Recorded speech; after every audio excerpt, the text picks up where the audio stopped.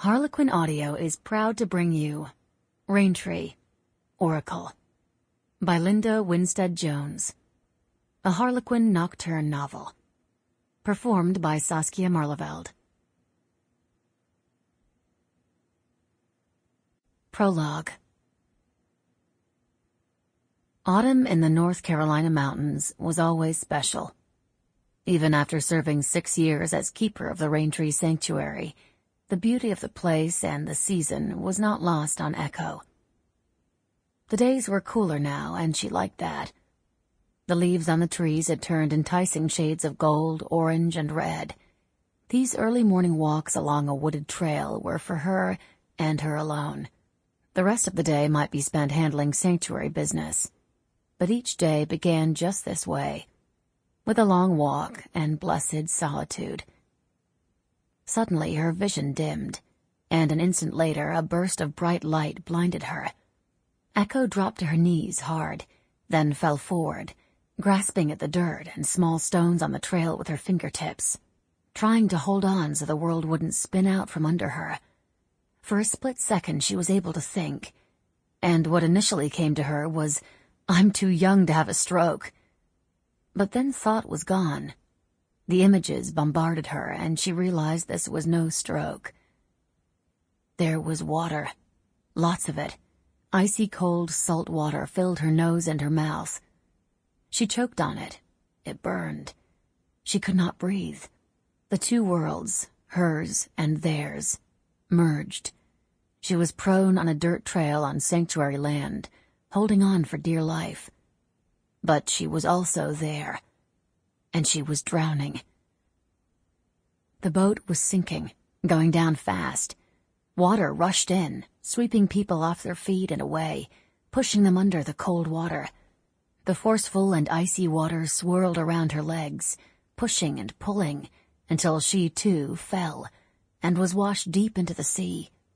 She screamed, and water filled her lungs. There were 103 souls on board. She knew that in a way she could not explain.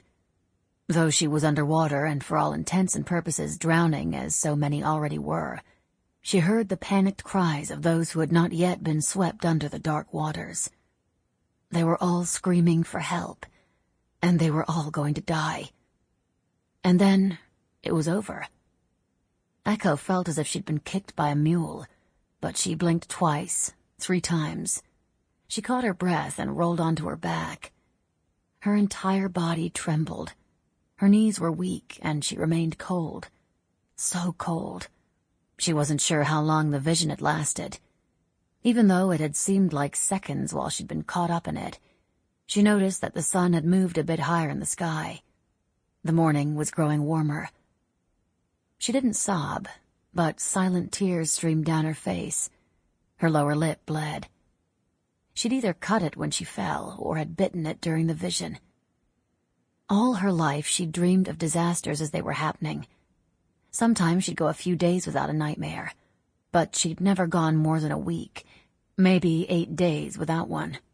Now and then she might see a disaster before it took place, but not often. Not nearly often enough. This was new. For the 3rd time in a little over a month, a vision had come to her while she was awake.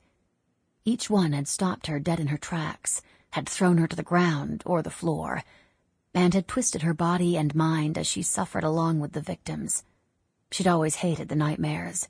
She dreaded them. But this was so much harder. This particular vision had been far more vivid than any of the others, much too real. What if they were getting worse?